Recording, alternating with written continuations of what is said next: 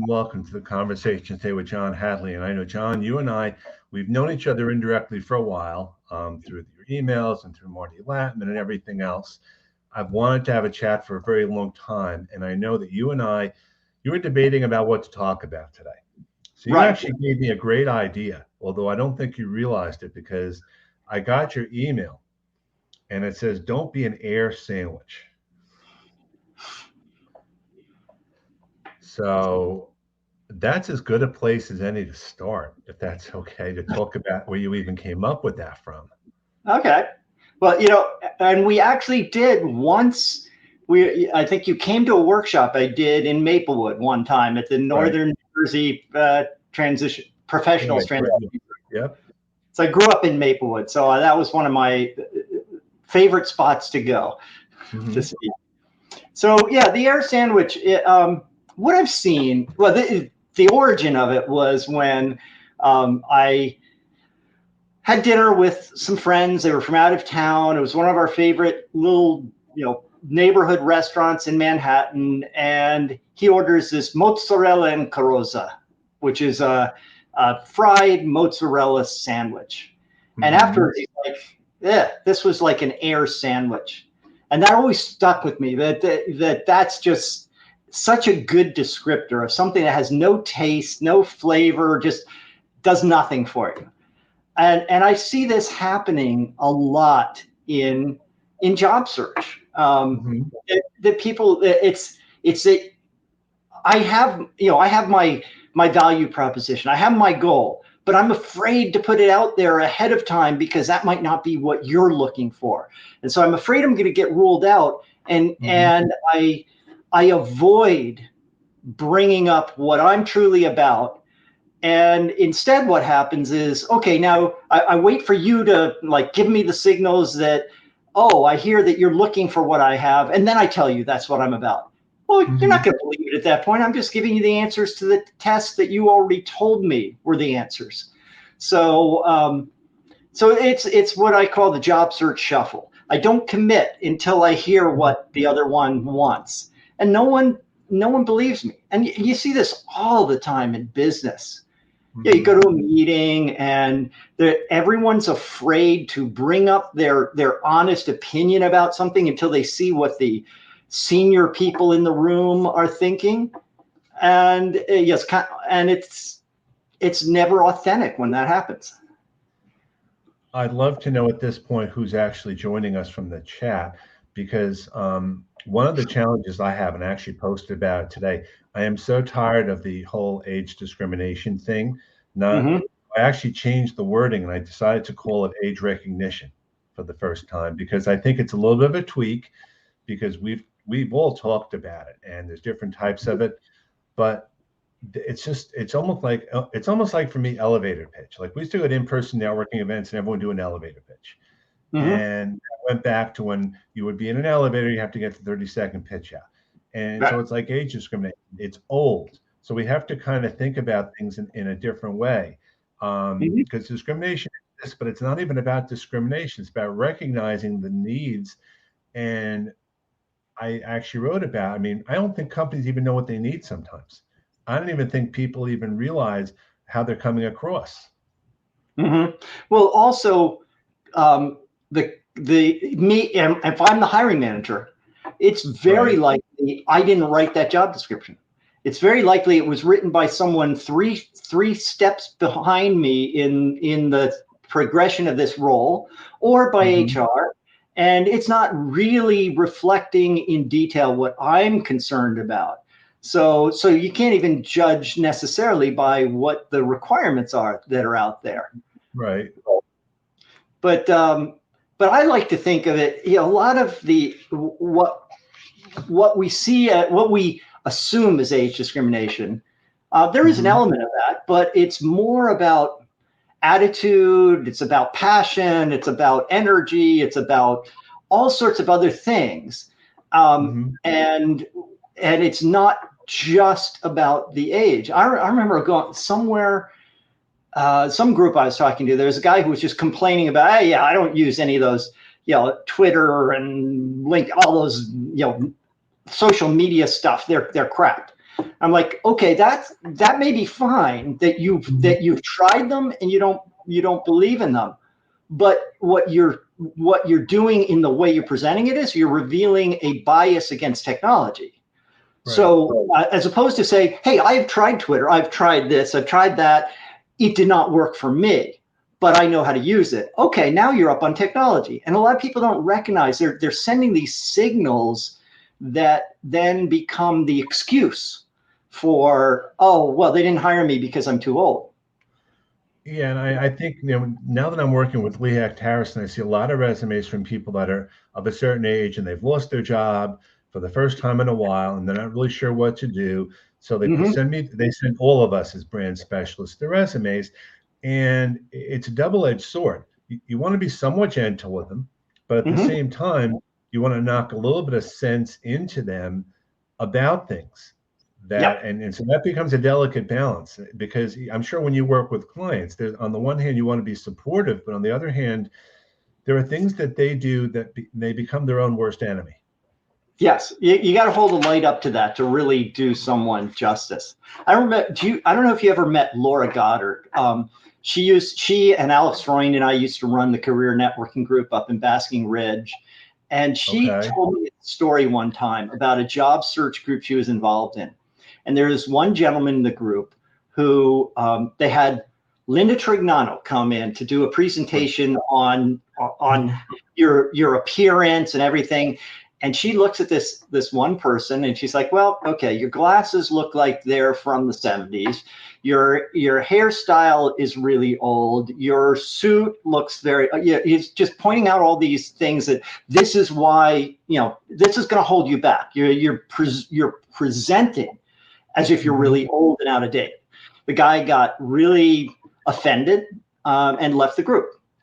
Laura runs into him about 6 months later. He's landed executive level role.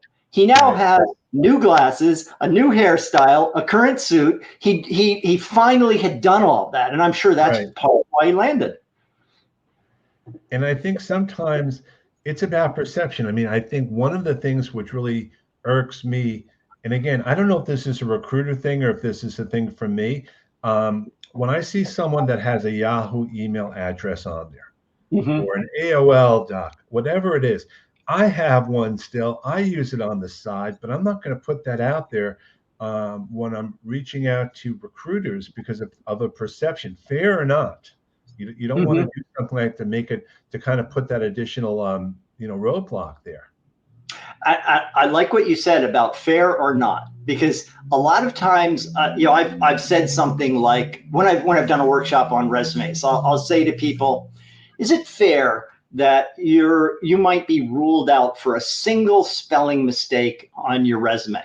And I said, no, it's not fair. I said, it doesn't matter. This is not about what's fair. This is about what works, what's effective. So get fair out of your head and think about what is going to make me the most effective in my search. So I want to bring up a few people. Merrill is back today. I was actually out last week in Pittsburgh in Ohio, Cleveland, just having a decompress. Robert DeValue is here. Dan Bernerholtz. I would love to get some thoughts from other people, because I don't always know if I'm coming across portraying the right things. I mean, some things on a resume, some things in job search have no business being there. Reference upon request, take that off. No, take off the street address on a resume, not necessary. Business cards, I'm not sure about, but I think even it's little things like when you have a conversation, getting used to the technology, getting used to the things around that. It's just about being prepared. And you're right, it's totally not fair. I'm not, none of us, it's not a fair thing. It's just the way it is. And that's why I take out the word discrimination, because it's not discrimination per se. It's just about how you're coming across. Social media is all about perception. And so I think that's a big part of it. Well, the other thing with the age issue is you can kind of turn it around by saying, present yourself as if you're a consultant. You can still be looking for a full-time job. It may still lead there, But as a consultant, I value your age. I value your expertise. That's what I'm looking for. So when you're presenting, hey, I'm just here to solve some problems. Let's talk about these problems. Right. It's like a whole different conversation that brings you in. I mean, I had a client I was working with who she had just turned 70, I believe. And she'd been, she went through a very difficult time. A school did some that she was teaching at did some kind of underhanded things, and she landed as the executive director of a nonprofit at 70. And it came from just having a good conversation and someone saying, wow, you would be a really good fit here. Let's find a way to make this happen. And this is so true. Perception is reality. And it works both ways. Because I mentored William Patterson with students that are just going to be graduating, and they're seeing age discrimination in reverse. But that's why I hate the word discrimination, because we all discriminate with stuff. I have discriminating tastes in food. I discriminate against certain teams I like and don't like. That doesn't make me a bad person. It means these are choices. And That's I think right. we have to kind of get past that word, because it sets up now it's setting up additional sirens when you're having conversations. Right. So again, people of a certain age need to be at the top of their game. I think, see, here's the thing about hiring managers and recruiters, and I think that there's some truth to this. They're so afraid of making the wrong decision. That's why they do these multiple rounds of interviews, and they do these whole things with 3 and 4 people on the panel. They do it by consensus because no one wants to make the wrong decision. No one wants to be the one. And at the same time, it's just such an unnecessary project. Yeah. Because job search, it should not take this much. If you can't decide as a company that you want to hire someone with certain skills, you're not doing something right. Yeah, it tells you something about the company and whether this is the right fit when they go through that much. Right. I as a hiring manager for 13 years, did all the actuarial hiring for my company, Right. and it's I get it. I don't want my boss to see me making bad hires, and that could affect my career. But at the same time, I want to bring the best people on board. I remember one time I interviewed someone who I said, this guy, he's great. He was only a notch below me. So I was going to have to bring him in really close to my salary. But I said, yeah, he's the best person I could possibly bring in. And the CEO stopped in on my boss and I and said, I like him. My only question is, will he fit in with the old guard? I'm like, and it was kind of a coded message. We knew what that was all about. And after he left, my boss and I sat down and said, well, he didn't say not to hire him. And we went ahead. He turned out to be one of the best hires we ever made. He progressed very rapidly. He ultimately did win over that old guard. But you can see where people, a lot of hiring managers are afraid to make those decisions. So you have to make it easy for them. You have to give them, you get so deeply into the challenges that they're facing and what you're going to do to solve them and how much that's costing, that they say they've got a case they can easily make with their boss and their peers as to why this is the right person to bring in. So Amy Stell is coming from Virginia. Long commute. I mean, we do this every week, except for the first week of the month from 1 to 2 o'clock. And it's so great to have conversations. I think when I was interviewing too, and I was actually a hiring manager for a while, I got thrown into a lot of interviews I had no business being in. But I was there just as another set of ears, and also to listen and to ask questions, which I really couldn't ask because I hadn't seen the resume before right away. But this is how a lot of this consensus stuff happens. I mean, you just don't know. I mean, I was there, and it's frustrating because as a job seeker now, I know how that game works, but it's just hard to really understand. And they're, like you said, the best people aren't even the ones necessarily that interview the best. They're the ones that maybe have things that you want to look up, which brings me to another question. How relevant are resumes now compared to even using a LinkedIn profile?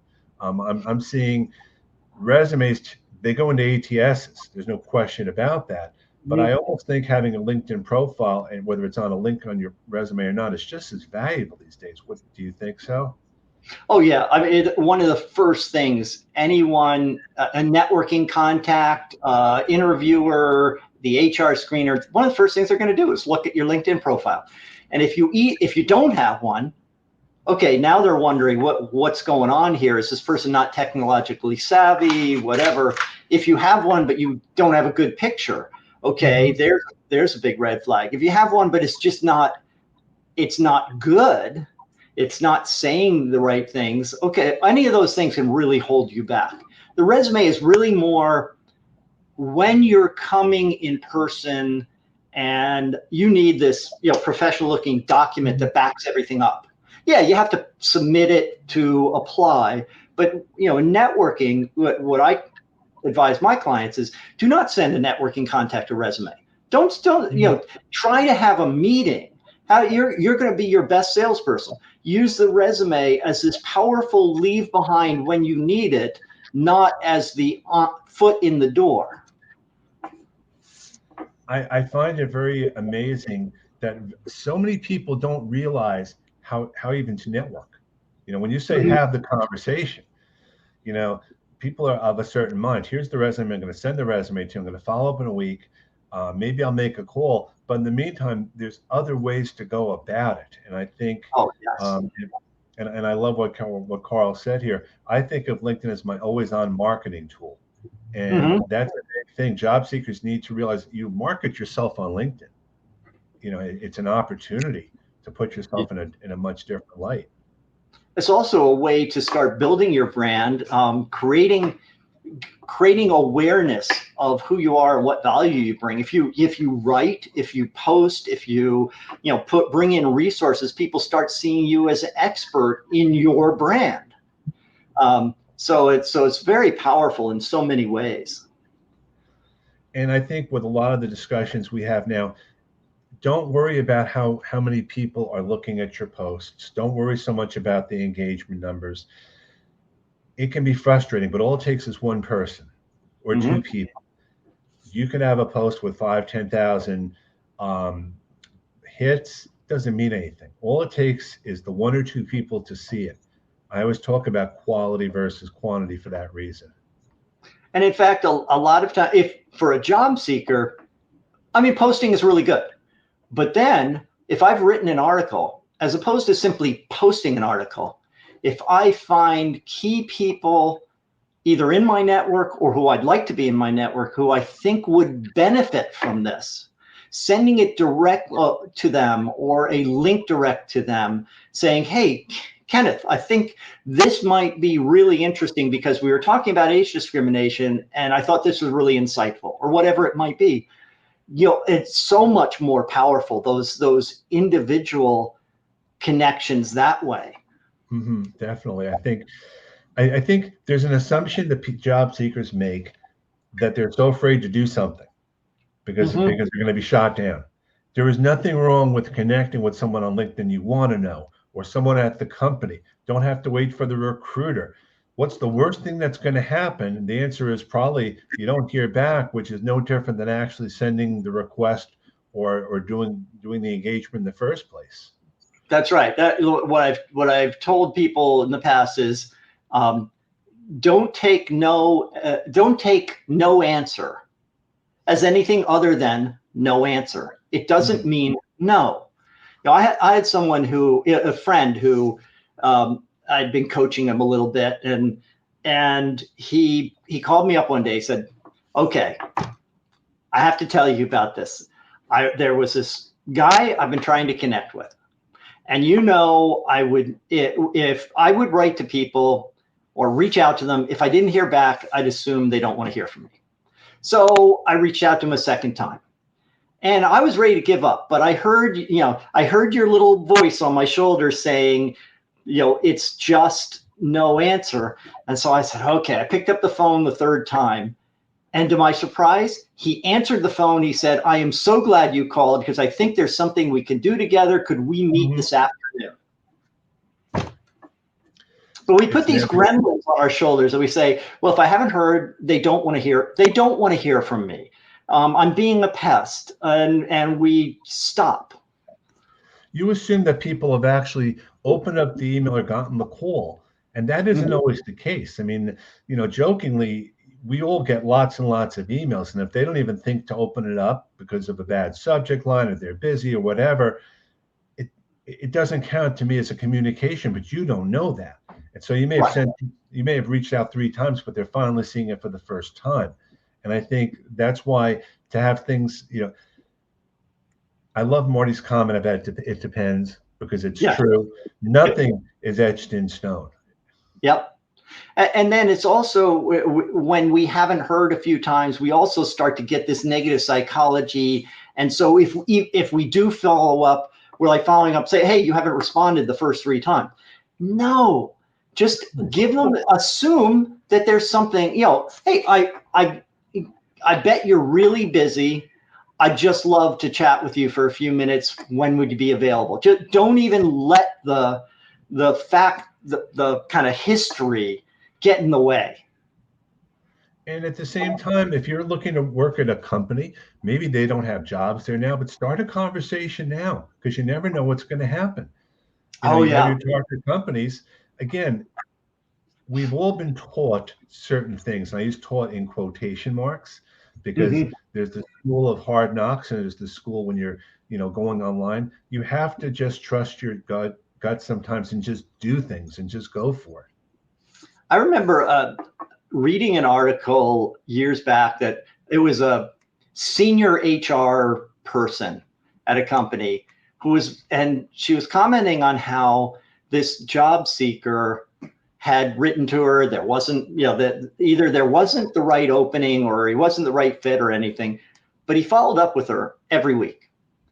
And after like 10 weeks, she said, and he never was, negative or anything. He was always very upbeat and positive. She said, this guy's really persistent. I like this. And she actually reached out to him and made some connections, and they found the job for him. But it was because he kept being professionally persistent.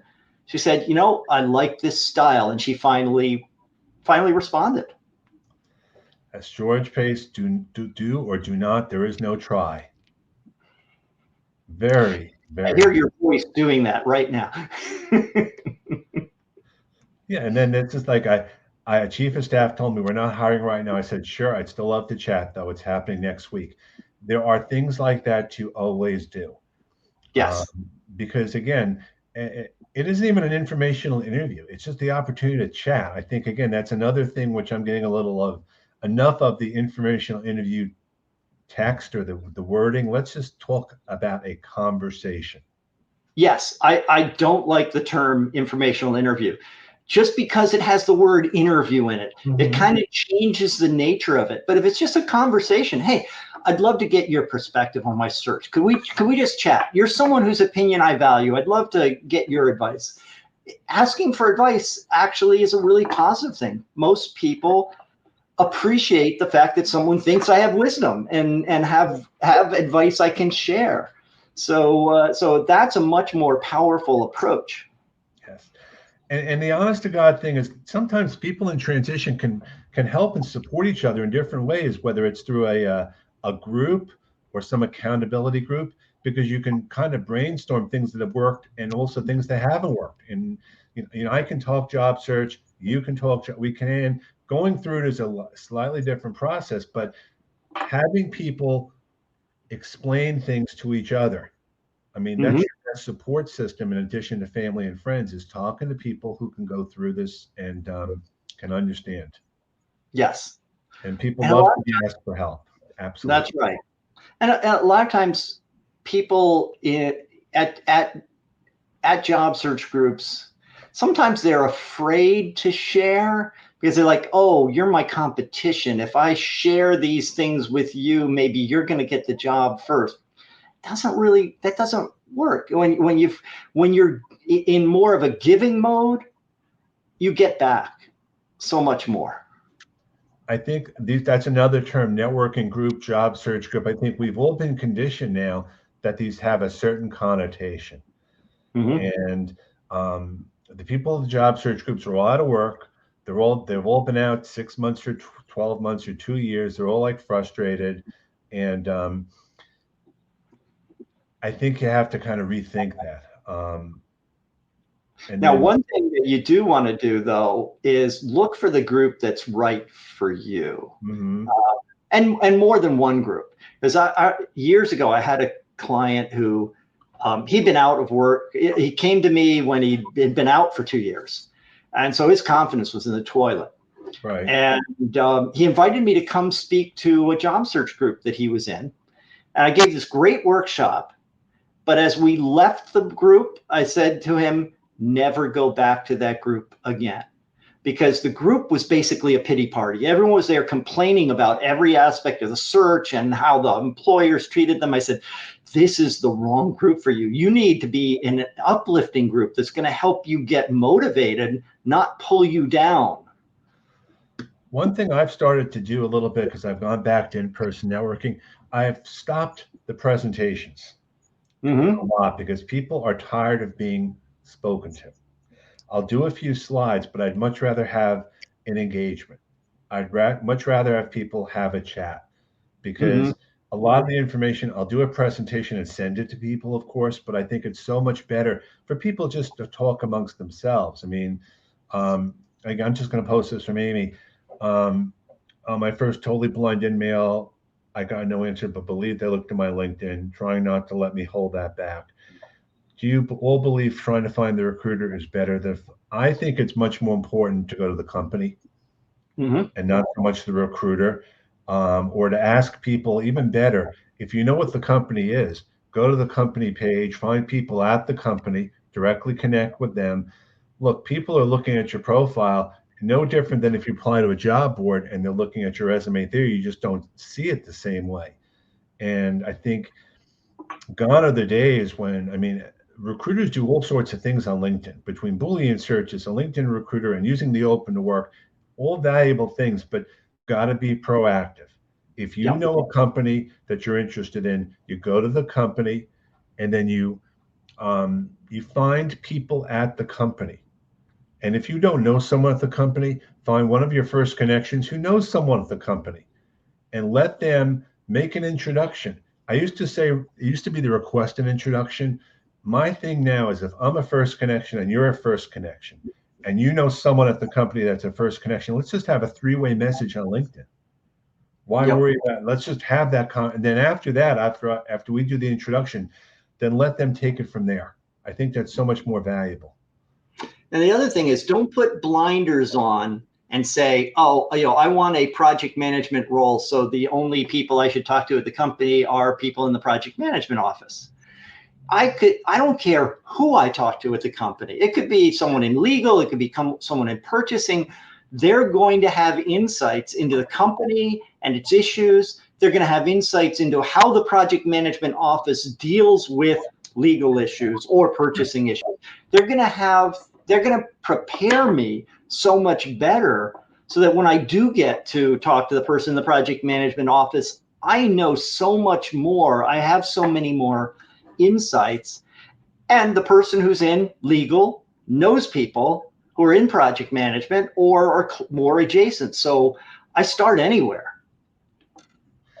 And this is so true. Networking prepares you to be a hiring manager when you land because you know exactly what people are going through and you can relate to that. All of us have landed and all of us have lost jobs, and you learn a lot about not about yourself, but about the process. And ideally, managers should be required or trained in how the practice should work, not just not just something from HR with a couple of bullet points, or this is how you use the vendor management system and this is how you put a job rec in. But they really should have that training. And I think the analogy I made is if you want to hire a grant writer, you don't write the grant yourself. You hire someone or you get someone who knows what to do. And it's no different. If you don't know how to interview, if you don't know what the right person is, then find someone somewhere, a consultant or someone to do the work for you, and Mm-hmm. trust them instead of, well, tell me about yourself in 5 years, or those sort of things. Yeah, and don't make the all too common mistake that once you land, you say, okay, I'm too busy to network. The network, it's not just for job search. Absolutely. My networking that I did in the New York Actuaries Club and within my company and in courses was so much more important for my career growth, that opportunities came to me, projects, task forces, new jobs, because of the network I had built within the industry and internally to my company. So it's just as important to do the networking once you do land. And I think just as important is think about when you're reaching out to people. When you're working, you know how Monday mornings are, you know how Mondays are, you know how Friday afternoons are. So be engage in a certain way. I think if you engage with people on LinkedIn on the weekend, they're much more likely to see it and react in a certain way, or during the week or after hours. Because think about it from their perspective. They're not looking to deal with LinkedIn stuff. Maybe Mm-hmm. first thing in the morning, but this is all trial and error. Everything we're suggesting is it depends. There is Yes. no one all-inclusive way to do this, and different people will find it different ways. So anyone who gives you specific job search advice, it's advice, but it's not all-encompassing. If any of us had that answer, we wouldn't be where we are for sure. Right. And with LinkedIn, you don't know, you need to do a little digging. Is this person active? If I'm spending all my time sending you messages through LinkedIn and you just are not tuned to really check messages on LinkedIn, I'm wasting my time. I should be focused on finding your email, your contact information, reaching out to you other ways then. So I've got to be cognizant of that. I can't just say, oh, I've sent all these email messages, these LinkedIn messages, and I haven't gotten responses, so they don't care. Well, no, they may be someone who just doesn't pay that much attention to LinkedIn messages. So I got to reach them a different way. And one of the ways you can help them is if you put your email address in your about section, you make it that much easier for you to be found. Because Oh, I'm yeah. not going to know, maybe I don't have the ability to send in mails. Maybe I have a basic account and I don't want to use them up. So I want to have that ability to do that. Again, it's all about, so I got to ask you the same question I ask everyone else all the time: open to work banner or not? If you are, I personally, I don't see much value, but I know there are different opinions on it. To me, if I'm out of work, it's kind of obvious I'm open to work. And if I'm not, if I'm employed, now using it and using my settings so it's only recruiters who can see it, okay, that might be fine. But having an open to work banner that shows to everyone when I'm employed, that's a really bad strategy. That can come back to bite me in the butt back at my company. I've always, in fact, whenever I've worked with someone who's employed and looking to make a change, one of the conversations we have is, okay, what's the message? How are you going to do this? What are you going to say if your boss or someone else at the company discovers that you have gone on an interview, that you're looking? Let's talk through how you're going to deal with that situation, because it's very likely at some point in the process this is going to happen. Just like when you're posting content, if you start posting things on there, you don't want to put up too many red flags. And Yeah. yet at the same time, everyone is to some extent looking for a job. Yep. So you just don't know. Well, it's like the person who suddenly started coming into the office in suits where they used to wear business casual, and you're like, yeah, they're out interviewing. Right. And again, if you need advice, it's sometimes not. I mean, I wouldn't ask a question like we're talking about that way on LinkedIn, because it would be very obvious that even if you're asking for a friend, that there's something going on there. But I think it's so important, even when you have it, even if you have a job, let's say you don't like the job, let's say you're passively looking, you really have to think through how that's going to come across, because you don't want to be out any sooner than you need to be, and you don't want to make your life that much more difficult. And I also don't want, if you are someone at another company that I'm trying to impress, I don't want it to come across to you that I'm looking on the job.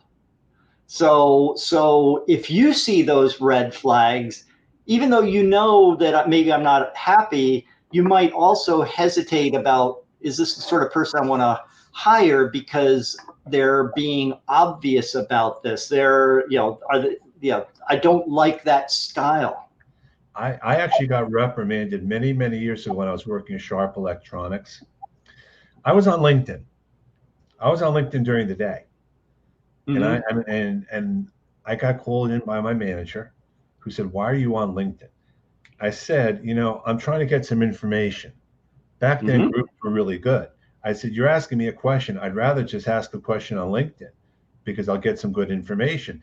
And that kind of appeased them a little bit. But right away, their first red flag was, and it wasn't even like they view your profile. They actually walked by and they saw that I was on LinkedIn. I wasn't hiding it. I mean, wasn't looking for a job. So sometimes it's almost, things have changed a little bit now with social media, but I think as long as you're somewhat transparent, you'll be okay.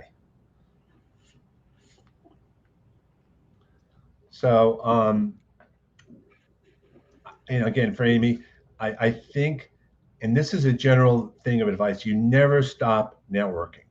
It's a lot harder to network when you're working. Believe me, it is. But even when I was working, I'd go to events in the morning. I might go to events at lunch, or I might go to events at night. I might not do them all. I might not do them on the same day. And I certainly wouldn't do them with a suit and tie if it was business casual. But what I did do at the time is the companies I worked at were involved with chambers of commerce. So I said, can I go to this chamber of commerce networking event? And maybe I was looking passively at the same time to do that. But even if it's just the weekends, even if it's once in a while, even if it's just on LinkedIn connecting with us, it's all very valuable stuff. Yeah, one of the first things I tell clients who've landed is, okay, well, you want to now engage in an internal networking campaign. You want to identify who are the key movers and shakers in your company. Who are the key players connected to your role in any way? Get to know all of them. Make sure they know you, and not just that they know you're the new hire, but they have some idea of the value you could be bringing to the table, because that's going to make a huge difference in the future. You have a very limited time to get these people's attention to say, yeah, John's someone, he's interesting. He's someone I should follow. Or, yeah, John's just another new hire, and I don't pay attention to him again for 2 years. One thing that's changed, it used to be when you were at work, you would have the opportunity to send that thank you for it's been a pleasure working with you email and send it out to the whole network. And nowadays it's like, boop, you wake up one day and you have you've lost the ability to do that. So use LinkedIn as that opportunity. Use that opportunity to start connecting with people that were in your company or former coworkers, because they can't stop that process from you. And make sure if there's a reorg going on or anything that you might be in, there might be something coming down the road. Make sure you've gotten all that information, that contact information, outside of your company computer. Right. So that if it goes away tomorrow, do you have the names and the contact information of all the critical people that you have worked with in the past? Do you have all your past performance appraisals? Do you have all the things that you might need going forward? Because those could just disappear overnight. And just like have a backup email address on LinkedIn. I've had so many people use that work email address. And yes, you could probably log into LinkedIn with your work email address and password, but you're not going to be able to access the account. So you want to have a backup to that. Again, these are all lessons learned. People I know have done that. I've made some of the mistakes, but that's why we're all here. So I want to thank you very much, John, for the conversation today. Really, really, really appreciate it. Oh, you're welcome. This was a lot of fun. Yeah. So I want to thank everyone for attending. And if you watch the replay, looking forward to that too. Have a great day, everyone, and stay safe. Take care.